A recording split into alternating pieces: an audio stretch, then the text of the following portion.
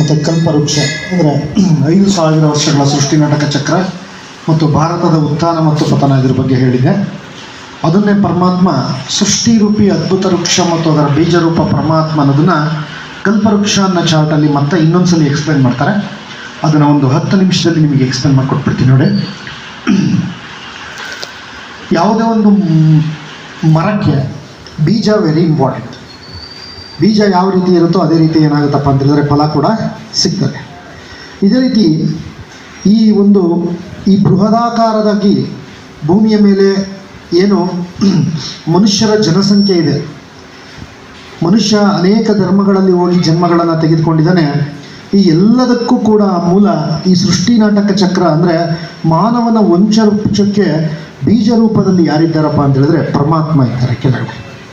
ಇಡೀ ಸೃಷ್ಟಿಗೆ ಆಧಾರ ಯಾರಪ್ಪ ಅಂತ ಹೇಳಿದ್ರೆ ಪರಮಾತ್ಮ ಅಂತಕ್ಕಂಥ ಬೀಜ